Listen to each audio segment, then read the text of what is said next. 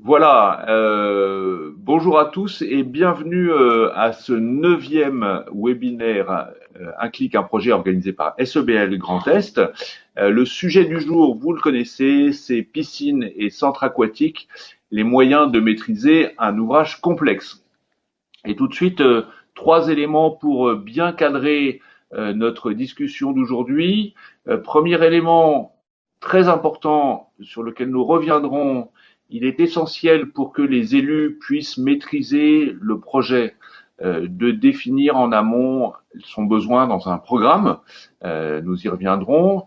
Deuxième sujet, toujours dans la maîtrise du projet par les élus, maîtriser la réalisation, et nous ferons un petit développement sur le marché global de performance, qui est à notre sens un outil particulièrement adapté pour ce type de projet. Et puis, dernier point, et peut-être celui pour lequel vous êtes inscrit à ce webinaire aujourd'hui, enclencher la première étape de votre projet. Comment va se dérouler ce webinaire? Notre engagement, c'est que cela s'étale sur une plage de 30 minutes, pas plus. Et pendant ces 30 minutes, nous allons répondre à un certain nombre de questions que vous vous posez. Nous allons vous montrer la méthodologie de fonctionnement et nous allons vous donner quelques exemples concrets de références sur lesquelles SEBL Grand Est a travaillé. C'est la raison pour laquelle je suis accompagné aujourd'hui par Nicolas Ruga, qui est responsable de projet à SEBL Grand Est et qui vous présentera un certain nombre de projets concrets. À l'issue de cette présentation, vous pourrez nous poser des questions. Vous pouvez en fait nous poser des questions dès maintenant si vous en avez en tête. Et vous avez actuellement sur votre écran les trois moyens pour nous poser des questions, soit à travers le chat qui est à votre disposition, soit par un SMS, vous avez le numéro sur votre écran, soit en envoyant un email à Océane Orso qui est ici, qui va les recevoir et qui nous les retranscrira en fin de réunion de façon à ce qu'on puisse répondre à l'ensemble de vos questions. Et c'est notre deuxième engagement, c'est de répondre à toutes vos questions.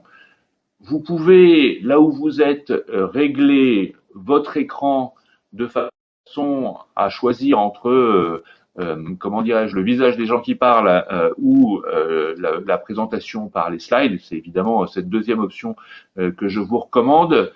Vous qui vous êtes inscrits, vous êtes soit des élus, soit des responsables administratifs dans des collectivités en charge de projets d'aménagement, de projets de construction ou de réalisation d'équipements publics. Ça peut être bien sûr une piscine ou un centre aquatique, ça peut être une piscine neuve ou une rénovation d'un équipement existant, ça peut être tout autre projet et on est à votre disposition pour ça. Le webinaire qui commence maintenant s'inscrit dans une suite de webinaires donc qui s'appelle Un clic, un projet, c'est le 9e. Vous pouvez retrouver l'ensemble de nos webinaires sur notre chaîne YouTube. J'y reviendrai en fin de présentation. En tout cas, merci d'être présent. Nous allons passer tout de suite au vif du sujet. Donc, SEBL est l'aménageur de la région Grand Est. Nous travaillons principalement dans des zones périurbaines, dans des zones rurales sur l'ensemble du territoire de la région Grand Est. Ça fait 65 ans que nous sommes l'opérateur des collectivités, 35 personnes à vos côtés, à Metz ou à Bar-le-Duc, et pas moins de 114 opérations en cours, très diverses. Il y a bien sûr des piscines et des centres aquatiques, mais il y a aussi des zones d'activité, il y a des zones d'habitat, des écoles, des EHPAD, des rénovations de friches, énormément, que sais-je encore, énormément de projets. Quels sont les enjeux du sujet que nous allons aborder aujourd'hui, c'est-à-dire, je le rappelle, la construction ou la rénovation d'un centre aquatique ou d'une piscine? Eh bien, j'en ai répertorié 6 principaux. Premier enjeu réaliser, je reviens sur ce sujet, l'ensemble des études préopérationnelles, des études de faisabilité et des études de programmation. J'insiste sur le fait que cette étape est vraiment essentielle, particulièrement pour un projet complexe comme une piscine et un centre aquatique, parce que c'est en prenant le temps de déterminer vos besoins et vos exigences que vous pourrez en fin d'opération contrôler que celles-ci ont bien été atteintes. Deuxième point très important dont il va être question, choisir la procédure la plus adaptée. Et je vous ai dit qu'on parlerait des contrats globaux de performance, mais ça va au-delà de la procédure juridique. C'est aussi quel fonctionnement financier pour financer le projet. Garder le contrôle de votre opération, c'est notre raison d'être à nous, SEBL Grand Est, Société d'économie mixte, opérateur au service des collectivités, que de s'assurer que les projets que nous réalisons pour votre compte sont bien vos projets et pas nos projets ou les projets de je ne sais quel maître d'œuvre ou architecte. C'est vraiment l'important, c'est que vous gardiez la maîtrise de votre projet tout du long et en particulier que vous maîtrisiez le budget et le calendrier. C'est aussi, et ça c'est quand même assez spécifique pour les centres aquatiques et les piscines, c'est aussi intégrer dès le départ la garantie des consommations et des performances énergétiques, puisqu'on sait que ce type d'équipement est très consommateur en matière d'énergie et que nous sommes tous particulièrement sensibilisés à cette problématique actuellement. C'est pour ça que c'est aussi un sujet à aborder dès le départ. Et plus généralement, notre intervention sert à sécuriser votre opération. J'insiste sur un point avant de passer la parole à Nicolas. Il est vraiment essentiel que vous fassiez appel à un opérateur spécialisé. Ça peut être SEBL Grand Est, bien sûr, mais c'est pas nécessairement SEBL Grand Est, parce que si vous ne contrôlez pas l'ensemble de ces éléments, si vous n'avez pas vous en interne les moyens de vous assurer que l'ensemble de ces enjeux ne sont pas maîtrisés dès le départ de l'opération, bien sûr, c'est beaucoup de risques que vous prenez, des risques budgétaires, des risques calendaires et des risques sur l'opération et sur la consommation de l'équipement une fois qu'il vous sera livré. Voilà. Merci. Après cette introduction, je passe la parole à Nicolas Ruga qui rentre vraiment dans le vif du sujet. Nicolas, à toi. Bonjour à tous. Donc, je vais vous exposer l'importance des contrats globaux de performance dans les projets de construction de centres aquatiques. Les projets de centres aquatiques présentent de nombreux facteurs de complexité, tant sur le plan technique et de sa réglementation qui est contraignante, mais également sur le plan humain, le plan économique et enfin sur sa durée. Face à ces enjeux, le marché global de performance propose une réponse adaptée. Il permet notamment de bénéficier d'un interlocuteur unique, le mandataire du groupement, qui centralise et coordonne tous les acteurs. Le marché global de performance propose également une réponse importante qui permet donc d'associer à la fois la construction et l'exploitation sur la base d'un engagement énergétique fort qui donne la possibilité de résoudre l'équation économique qui est souvent délicate. Enfin, il permet également de se projeter sur les consommations et sur le coût global pour toute la durée de vie du bâtiment. Nous allons entrer en détail sur le fonctionnement d'un marché global. Donc les marchés globaux sont des contrats à objets multiples. C'est l'acheteur qui confie à un opérateur économique une mission globale. Cette mission donc permet d'associer à la fois l'exploitation ou la maintenance à la réalisation ou à la conception-réalisation, le tout moyennant un prix. Ça, c'est le fonctionnement du marché global. Le code de la commande publique identifie plusieurs types de marchés. Vous avez notamment les marchés de conception-réalisation et les marchés globaux de performance. Pour ces deux marchés, une seule procédure unique qui permet de choisir un maîtrise d'œuvre et un groupement d'entreprises en tout corps d'État. Généralement, en phase d'exécution, avec ces types de marchés, on est plus efficient et on permet de garantir les coûts, les prestations et les délais. Ce qui est un avantage, notamment pour vous les maîtres d'ouvrage. Autre avantage pour les maîtres d'ouvrage, le marché global de performance offre un confort dans la garantie de l'atteinte des résultats, par notamment la rémunération des prestations d'exploitation-maintenance en cas d'atteinte et de réussite de ces objectifs. Le marché global de performance offre également une procédure sécurisée. Il n'y a aucun risque juridique dans la requalification il n'y a aucun risque juridique dans la requalification donc du maître d'ouvrage, notamment par et on insiste dessus l'identification des mesures de performance dans le projet. Peut-être deux précisions, Nicolas.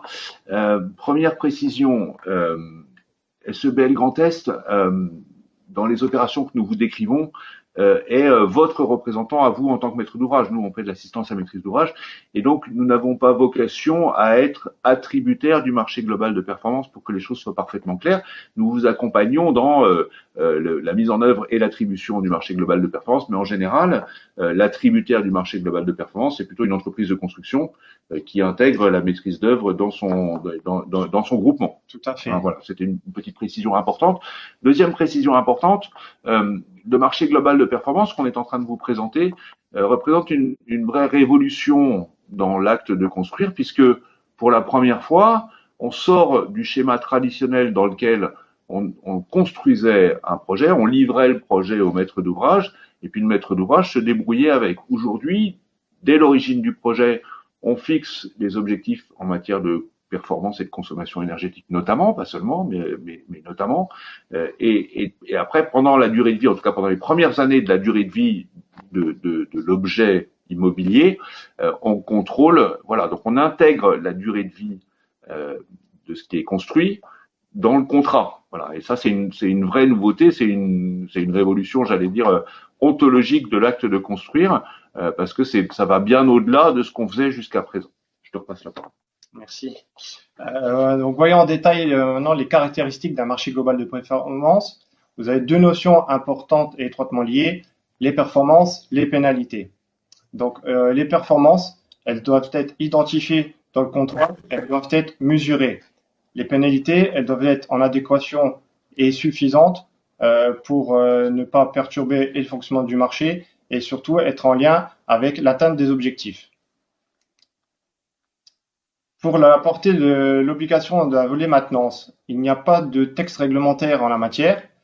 C'est à vous, donc le maître d'ouvrage, de fixer ses besoins et ses limites de prestation, aussi bien sur l'aspect maintenance et l'ensemble ou non du besoin du bâtiment, et également sur la durée de contrat d'exploitation. La distinction du prix de construction et du prix maintenance découle de la réglementation en vigueur. Le maître d'ouvrage doit être en état de justifier à tout moment la distinction de ces deux prix pour ne pas être perturbé derrière et requalifié dans le masque entre guillemets de différence de paiement. Les modes de passation possibles, donc vous avez les règles en la matière qui fixent et qui sont réglementaires, une procédure adaptée si on est en dessous des seuils réglementaires, et au-delà, une procédure concurrentielle avec négociation ou un dialogue compétitif qui sont préférables. Je vous présente à présent donc quelques références pour SEBL Grand Est dans des projets de construction de piscines ou de centres aquatiques. On démarre tout à gauche avec le centre aquatique de Longwy, une opération qui a démarré en début 2017 et qui a été livrée en juillet 2021. Je vous présenterai par la suite, on rentrera en détail sur ce projet de Longwy. Au centre, vous avez donc l'image du centre aquatique de Bassam qui est en cours de construction, 4000 m² de surface, et qui sera livré fin 2022, une opération qui, elle, a débuté début 2019. Et tout à droite, vous avez le centre aquatique de Commercy, une opération qui a démarré en 2015, qui a été livrée au printemps 2021 pour environ 2900 m² total de surface bâtiment. Donc vous remarquerez rapidement temporalité différente en fonction des projets et malgré les surfaces. Je vous précise, le centre aquatique de Commercy a été réalisé en marché de maîtrise d'œuvre, donc le MOP classique, et marché de travaux à l'outil. Oui, donc j'insiste un peu. Effectivement, il y a un message caché derrière cette slide. Le projet de droite, qui donc dure 6 ans, c'est un marché loi MOP classique. Les deux projets de gauche sont faits sous le régime du contrat global de performance. Et vous voyez que la temporalité est beaucoup plus courte, et c'est donc une des raisons principales pour lesquels on recommande particulièrement cette procédure. Donc, nous venons maintenant en détail sur le centre aquatique de Longwy. Tout d'abord, en matière de performance énergétique et environnementale, donc le maître d'ouvrage n'a pas sollicité de certification environnementale. Par contre, il s'est inscrit dans une démarche de développement durable, notamment par la préservation des ressources naturelles, la recyclabilité des matériaux et la qualité d'air intérieur. En termes de confort d'usage, donc il y a eu des niveaux minimaux qui ont été demandés en termes d'hygrométrie, de qualité de luminosité et de renouvellement d'air. Également a été imposé dans le marché les briques soleil orientables pour le confort des usagers, aussi bien le public extérieur que les salariés qui travaillent quotidiennement dans les centres aquatiques. En matière de garantie de performance, donc le projet de Longwy a fait l'objet d'un plan de mesure et de vérification qui a permis de, dès la phase conception jusqu'à la phase, livraison. Ce plan de mesure permet donc de suivre à tout instant les niveaux de performance et de s'assurer de l'atteinte des objectifs. Pour cela a été mis en place notamment des capteurs de données afin de pouvoir suivre quotidiennement les niveaux attendus. Sur l'aspect du coût et des qualités de prestation, donc l'intégration de la phase exploitation-maintenance dès la phase conception permet notamment donc de garantir les niveaux attendus et permet surtout une conception rigoureuse et économe du projet. Enfin, en matière d'exploitation-maintenance, le prestataire assure lui toutes ces vérifications réglementaires obligatoires, comme notamment les lignes de vie, les installations de gaz ou les installations de chlore gazeux. Donc rapidement quelques données pour Longwy. Donc l'opération livrée en juillet 2021 a démarré en mars 2017, donc soit 4 années de réalisation complète. Longwy, c'est 5200 mètres carrés de surface avec 4 bassins, dont un bassin extérieur pour les amateurs de la nage et un espace bien-être détente. Dans la conception, élément important, la fréquence maximale instantanée dans le dimensionnement de l'ouvrage. Donc Longwy a 930 personnes identifiées, dont 30 du personnel. Donc dans le projet, mise en place des dispositifs de mesure et de vérification, donc tout au long du projet, je vous l'ai expliqué notamment précédemment. Important derrière, c'est l'objet aussi du marché global. Dès la phase conception, on pense à l'avenir et à l'exploitation maintenance. Enfin, en termes de consommation, un titre indicatif, Longwy, donc l'engagement sur la consommation d'eau, qui est un des éléments importants en matière d'écologie également aujourd'hui. On est sur un niveau de performance de 92 litres par baigneur. Donc aujourd'hui, cet équipement est opérationnel? Oui, tout à fait, depuis quasiment un an. Et du coup, ça fonctionne bien. On a des retours des clients. Ils sont satisfaits de. Alors pas du client, du maître d'ouvrage sur le fonctionnement. Oui, satisfait. Le son a été décalé jusqu'à l'ouverture de l'espace bien-être, mais qui a été volontaire, on va dire, parce que la priorité en période estivale, notamment la dernière, et en ce moment avec les fortes chaleurs, on s'en rend compte, on préfère mettre la tête sous l'eau que d'aller au spa. Et toi-même, Nicolas, tu as testé cet équipement? Oui, on a pu le tester à la mise en service, notamment sur l'espace bien-être pour les essais et sur le pantaglisse intérieur. Donc, on peut dire que les responsables de projet de SEBL Grand Est se mouillent dans leur projet. Tout à fait. Bon, c'est bien, c'est bien. Merci. Merci beaucoup, Nicolas, pour cette présentation et cette présentation de cas très concrets. Je vais maintenant essayer de synthétiser ce que nous avons dit pour que rien ne soit oublié. Vous voyez que c'est, comme on le disait au départ, des projets complexes. Il faut vraiment penser à l'ensemble des données et y penser le plus tôt possible, bien entendu. Encore une fois, 6 points importants. D'abord, répondre aux contraintes imposées par la réglementation environnementale et notamment le décret tertiaire qui impose des objectifs précis en matière de consommation énergétique. C'est vraiment important d'intégrer ça dans le projet. J'insiste un peu, excusez-moi, mais sur l'importance qu'il y a à avoir recours à un opérateur spécialisé qui a un certain nombre de références en matière de réalisation de piscines et de centres aquatiques. Un projet d'équipement public, ça s'improvise jamais, mais s'il y a vraiment un type d'équipement public qui s'improvise pas, c'est vraiment les piscines et les centres aquatiques. Et on est vraiment là pour vous aider. Le marché global de performance qui vous a été présenté est vraiment un outil adapté. Vous avez compris pourquoi tout à l'heure dans les exemples qui vous ont été montrés, en termes de temporalité, en termes d'atteinte de vos objectifs environnementaux et de vos objectifs de qualité d'usage.